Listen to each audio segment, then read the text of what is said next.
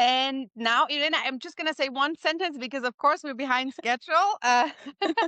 But thank you so much, Irena, for being here. It's a real pleasure. I can't wait to learn from you about AI that is actually being used in industry and how we can all commonly in this room prepare better for making the transition and what is actually being asked these days. I think AI is such a buzzword. What do companies actually expect? I can't wait. I think there is no better person to talk on this than Irena because she's constantly taking, courses, educating herself on that side, and is also, of course, the director of people sciences at Walmart. So the floor is yours, Irena. Thank you, Angela, and Elena for the invite. I'm very excited for the session today.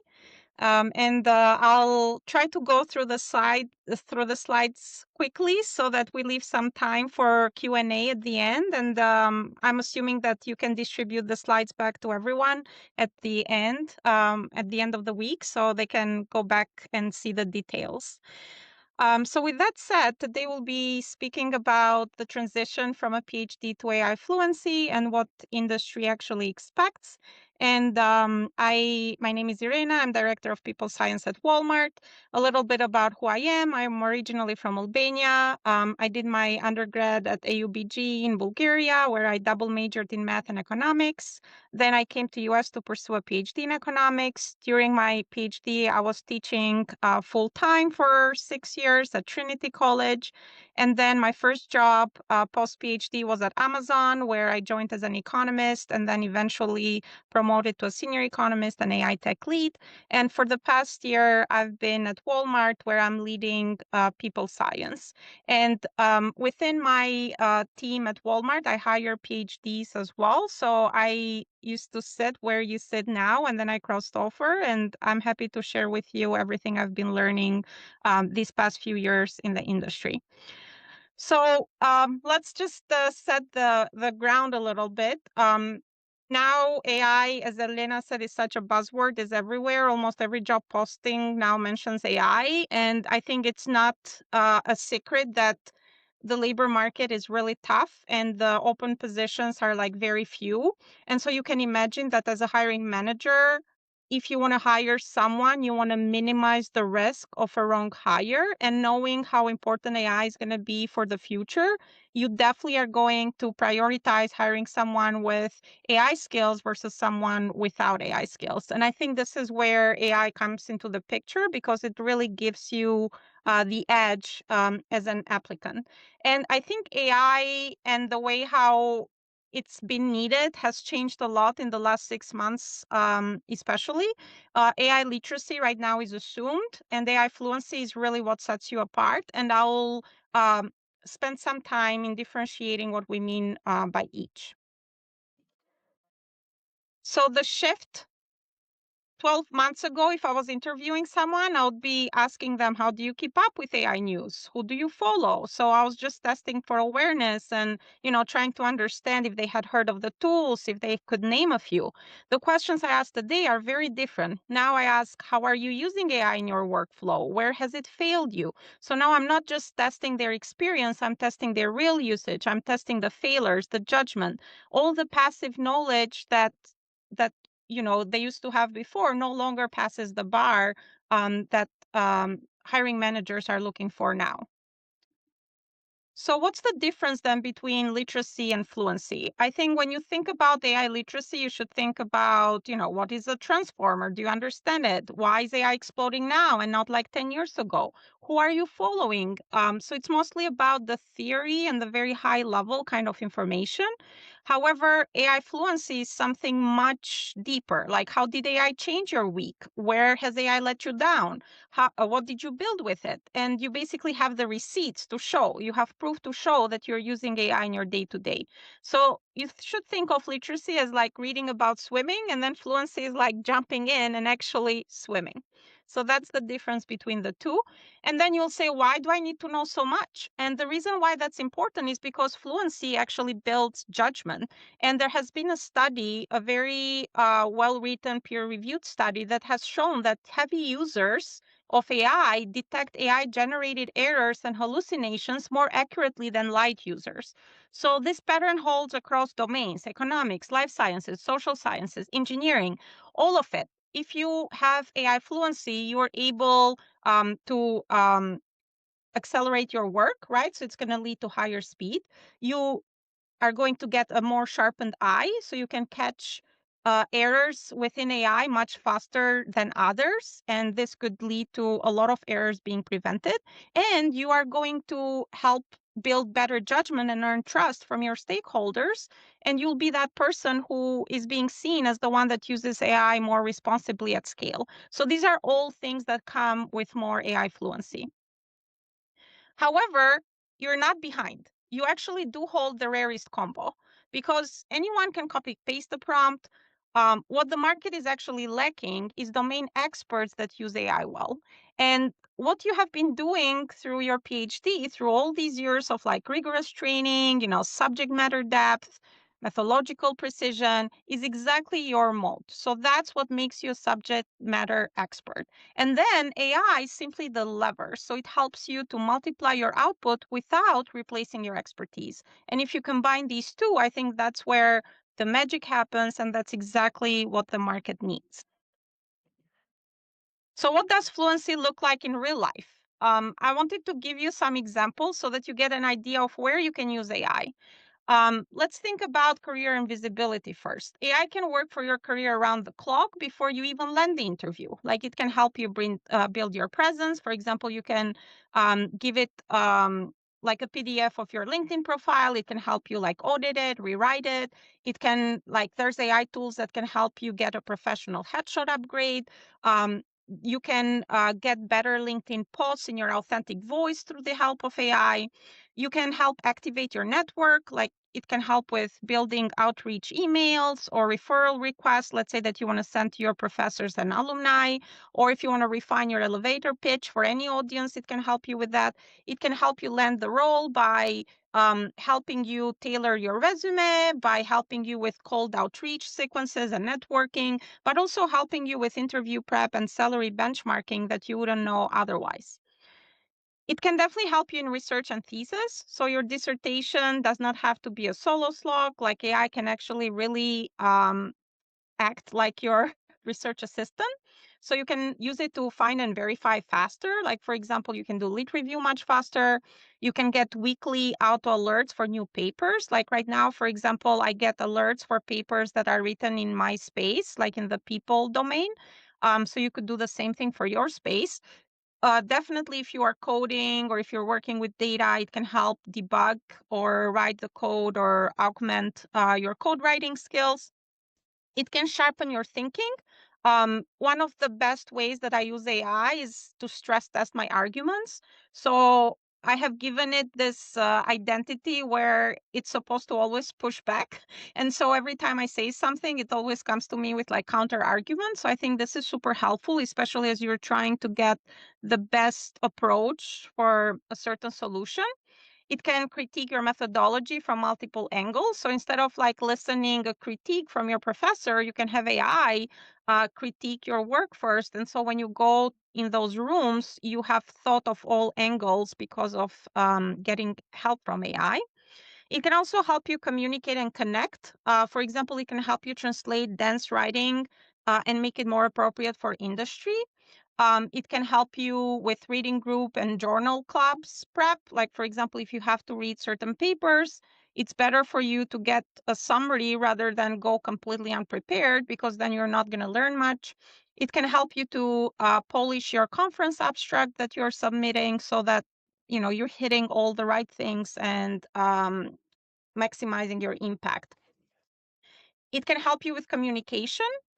So the most underrated PhD skill gap is actually not technical. And I can say this with a very high certainty based on what I've seen in my experience. The biggest skill gap is actually translating expertise for rooms that do not share your vocabulary and do not know the terms that you used in your PhD.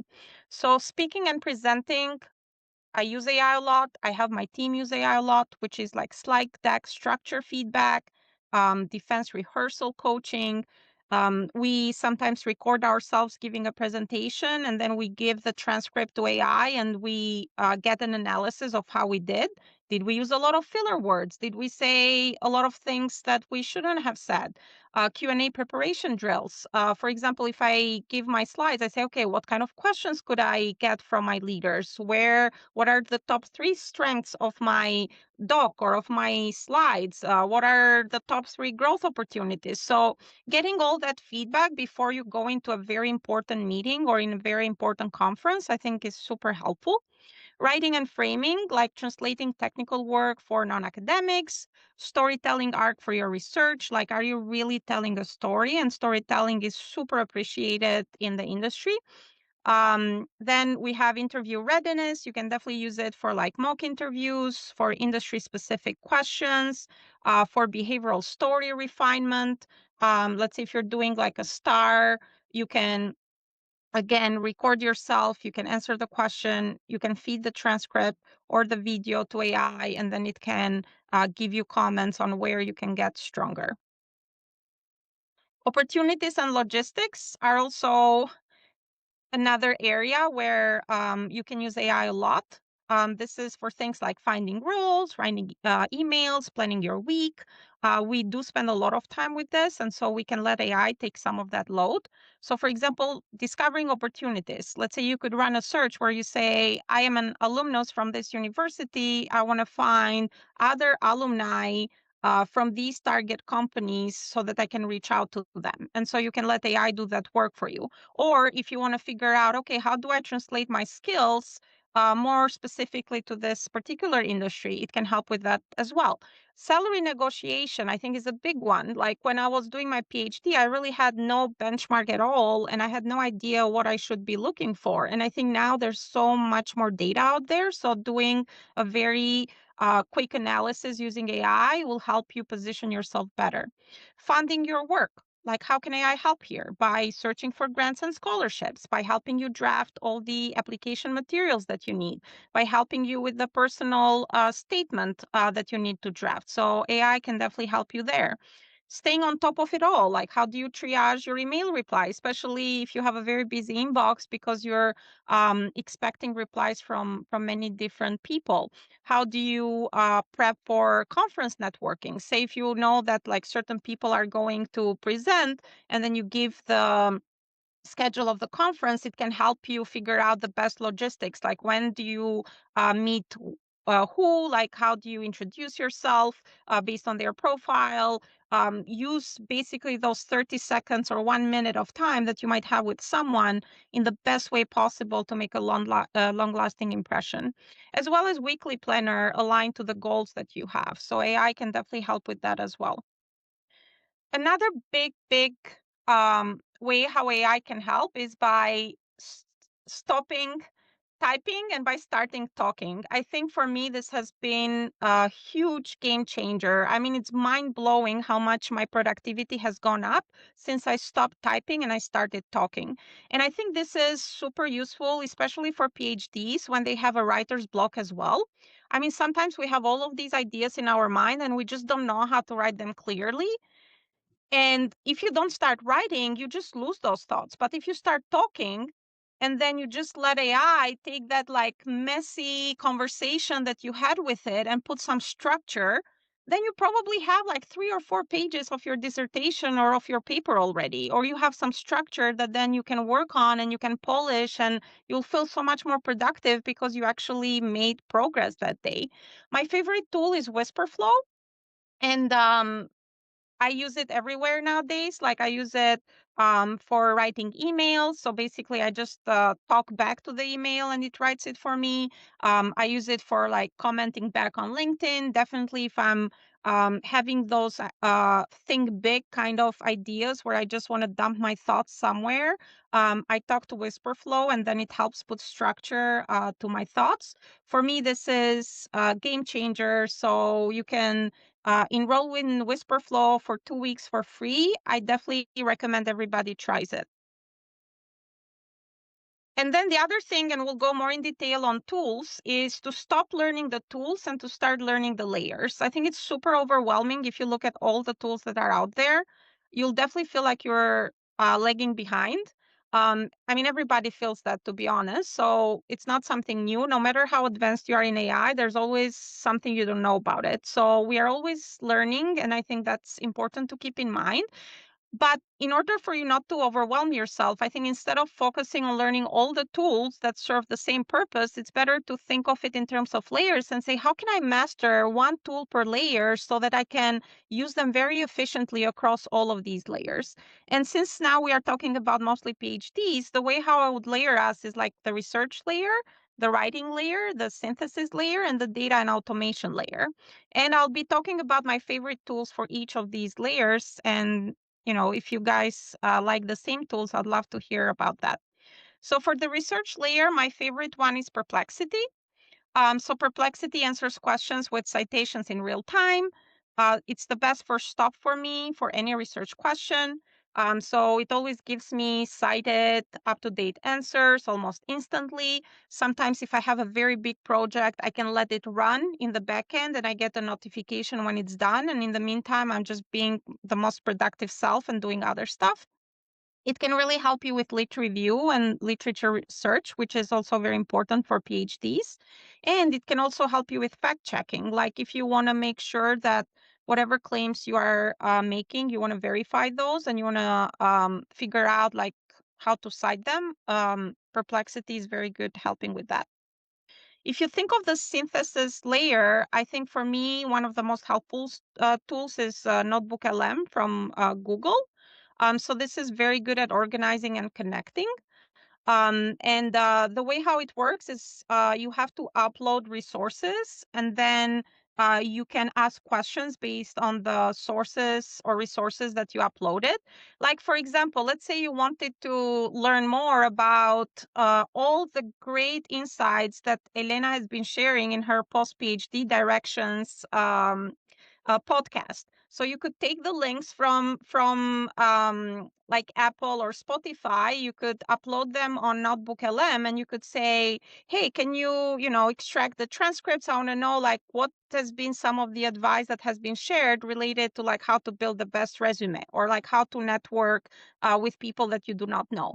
Like this is a very easy way to get information, like synthesize it in a way that it is precise, but that's also like super helpful.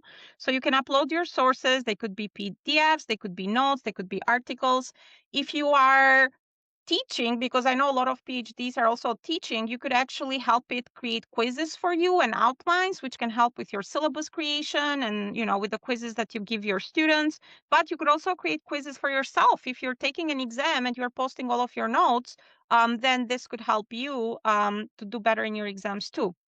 And then audio overviews, which is converting notes into a listenable podcast. Say you commute a lot, right? And you don't have time to read everything that the professor has assigned to you.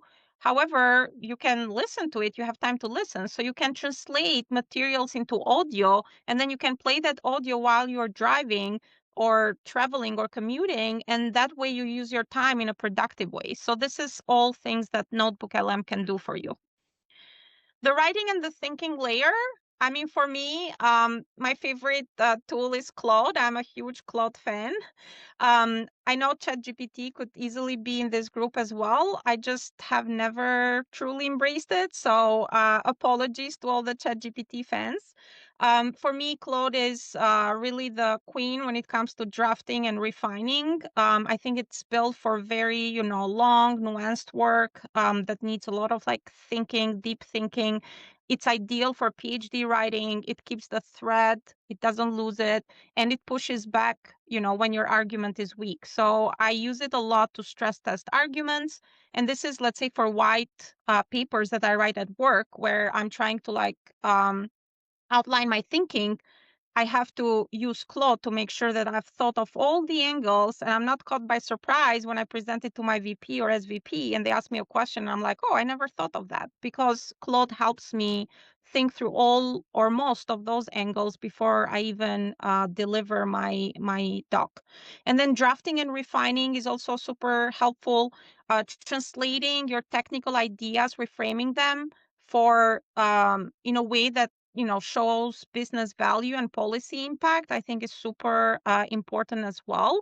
Um, I mean, even what Emily was saying before, I think with the question that you are asking, Elena, about the overqualifying, underqualifying, I think one of the reasons why PhD students sometimes feel like they're not fitting anywhere, I think is due to the language that they are using. So it's very hard for industry to see you as a contributor if like the way how you're presenting yourself is like super technical and it's not really speaking business value. So AI can definitely help you with that as well. So where do you start building then? Like, say you wanted to get these AI skills and develop your AI fluency, but I mean, of course, you don't want to become an engineer because you that's not your profession. I would say first start with the no-code tools. Like Lovable is my favorite when it comes to the no-code tools. I know Elena has become a big fan of Lovable too lately. Bolt and Replit are similar to Lovable, so you can check those out as well. Usually, all of these tools and everything I've mentioned here, actually, like all of them have some kind of free trial period. So feel free to like go try them out, see if you like them, and then maybe consider buying a subscription for the ones that you truly like. Then, if you want to go deeper, where you want to do some kind of coding, I think Cursor, Cloud Code, or Codex for ChatGPT, or Gemini for Google would fall under these categories. So this is an AI-assisted environment where, for when no code hits its limits, because usually the no code tools use a lot of credits, and you reach the limits much more quickly since they are doing a lot more thinking for you. And then the full stack, the production, like this is, for example, a full stack that I'm using for one of my products where I'm using like Cloud Code plus Supabase for the database plus Vercel for deployment plus GitHub, which is the home of my code and for versioning control. So you don't need to be an expert in all of these. I think the reason why I presented this as 1, 2, 3 is just to give you an idea of like where you might want to start and what going deeper means. However, I would doubt that most of you even need to reach 2 or 3. I think even with one, you can be super beneficial contributors in your day-to-day, like when you start working, but also within your space now, like within your PhD program. So if you wanted to build an AI action plan, I would say that you do not need a new course, a boot camp, or a certification. You only need to focus on like one honest action per day. Like start small. Maybe this week you can say, okay, can I name my biggest PhD bottleneck right now? Is it the writing? Is it the research? Is it the job search? Is it the networking? Once you understand what your main bottleneck is, then pick the layer that solves it. Is it the research layer, the synthesis, the writing, or the data? And then sign up for one of the tools that I mentioned in that layer today, and then use it on something real, like something that actually helps you and something that you know a lot about, so that you can work with AI and you can see, oh, this is working. I'm getting something that's as good as me doing it. Or maybe you realize that it's actually not a very good use of AI for that specific task. Either way, you are always learning. So I think that's what matters. You have to keep a very open mind when it comes to new technology. But I think if you use these things consistently, you're going to see that slowly but gradually, you're going to start developing this AI first mindset that is so appreciated in the industry right now. And then you'll see the compounding like starting immediately, and you'll feel the difference like pretty quickly. So that being said, you're already doing the hardest work. You have already pushed the boundary of human knowledge in your field, the depth of thinking, the tolerance for ambiguity, your ability to defend a position under pressure. I think this is exactly the type of hard skills that industry needs.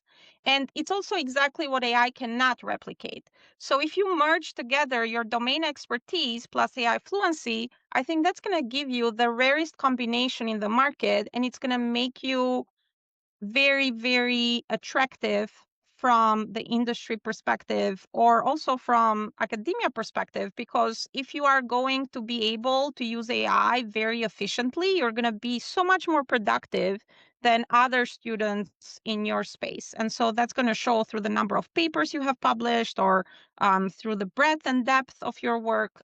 It will definitely show somewhere. So you do not need to become an AI expert. That's not what this session is about. You need to become you, but augmented with AI. So you need to figure out how AI can augment all the great skills that you have been building during these last few years of your PhD journey. And another thing I did because of this is I created a full prompt library for every use case that I gave you under the layers. I built like actual prompts that you can give to AI to help you, let's say, come up with a better picture, or upgrade your LinkedIn profile, or synthesize materials, etc. And I uploaded all of these guides in one of the products that I'm building for grad students, which is gradlight.ai. So you can go and you can find them there for free. Also, I just want to mention that I'm currently doing a lot of things that could be helpful for PhD students. So GradLight is a product that I've built that is a co-pilot for grad school. So you can feel free to use it. Career Mirror is career intelligence, but like in the age of AI. So it's like, how should I see myself in the age of AI? That's the kind of question that I'm answering there. And soon I'm going to be launching my Made of People newsletter, which will be my take on AI work and shifting systems. And all of these things are under the umbrella of Human Centered Intelligence, which is an LLC that I just launched 2 months ago, where I'm looking at AI products, but for the human side of growth. So always looking at how AI can preserve our humanity while strengthening everything else that takes time, but that doesn't add a ton of value. Yes, and with that being said, I think hopefully we have some time for questions. Sorry if We I went too fast. No, we most certainly. I mean, it's always good to have some time for questions, because I think that's always a lot of. Usually, we have a lot of questions. I think it's good to have the time to fit some questions in. I don't think you went too fast, but I think it's quite fascinating to see how fast it went from do you know about AI to how do you use AI, because this is also really something Angela and I see a lot in the work that we do, that people really in interviews ask. So it's not only, Irena specifically. Um, Companies are curious, how do you actually use AI in your daily work? Because again, as Irena pointed out, it can make you more efficient. It's not about replacing, well, maybe I shouldn't be so strict. It's not about replacing, your technical knowledge. It's about um, helping you to be more efficient and productive in the workplace. Um, So I'm gonna look for a couple of questions. Um, they're just coming in. Okay, can you tell us more about Cred Light? I will also send out some information where you can actually go and read up. But if you want to say a few sentences while I read through, please, Irena. Yeah, sure. So Gradlight is this product that I built that's meant to bring more stability and structure to the PhD journey, or any grad student's journey. It was built out of need, because when I was a student, I didn't have a lot of support. Like, for example, what Elena provides nowadays through alma.me, like I didn't even have that. So um, it's a product that sends you like tasks every day based on the goals that you want to achieve and your pressing issues, and helps you unblock basically those bottlenecks, or go beyond that bump that you're facing in a way that feels productive and doesn't feel overwhelming. And everybody can access it for free. So you can just go to gradlight.ai, you can create your profile, you can test it out, and everyone can use it for free for life, but with limited number of tasks generated. So Irena, what do you recommend? So what if you don't use AI in your current role or daily? I think if you do not use it, that's going to put you in the bucket of people that does not use AI. And It will just, you lose the competitiveness. That's how I see it. I mean, right now, a lot of companies are not hiring a lot of roles. And the reason why they are not hiring a lot of roles is because of the AI transformation, right? They are still trying to figure out what AI can and cannot do.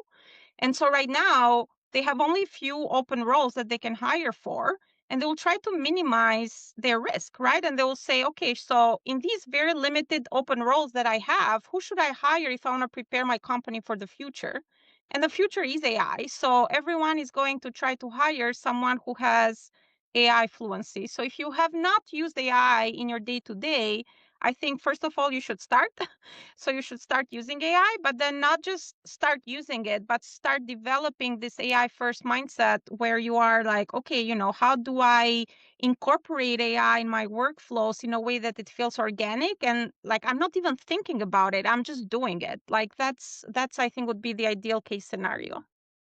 Yeah, I totally agree. I think, even if it's not maybe required, there's so many tasks if you think about once you get started and look at the capabilities of AI where you could become more efficient in your day. So even if you're not using it right now, as you start looking into it, you realize how powerful it is and you will find use for it. So I would say just get started, get some accounts, play around, and you know, it's just something you also need to learn. In the beginning, I mean, I just started using Lovable and I felt like, oh my God, am I gonna be able to build something? But guys, it's amazing. It's like I was so afraid of failing by using it, but it's you just need to do it. You need to use it more and you learn as you go. So don't be afraid. This would also be just one thing.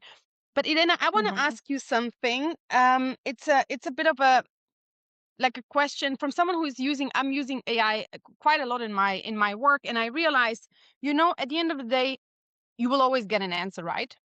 AI Correct. always gives you an answer. So it's all about how can we balance, because sometimes we try to learn from AI about topics where we have no idea about. So we go in, we think we prompt something, we get an answer, but how can we really know what the like whatever comes out, how do we balance this? Because I don't really know, is this good advice or not, or should I go with it? Similarly, like someone said, if I create a CV with AI, isn't that kind of defeating the purpose because then everyone looks the same? So how would you say, how can one balance the output and be critical if you Yes. don't have the actual expertise? I think that's a very good question and maybe an opportunity for me to clarify something. So, in general, I don't like AI to generate things for me. Like, even in the resume building example, like, I wouldn't say, hey, this is the job description, generate a resume for me. I think it would be more like, can you evaluate my resume versus what the job description is saying and tell me what are my strengths, what are my growth opportunities, like should I structure this differently? But then you still are the person to use your own judgment to do the work. So it's mostly about getting like another set of eyes on your resume. So that's how I would use it. And I think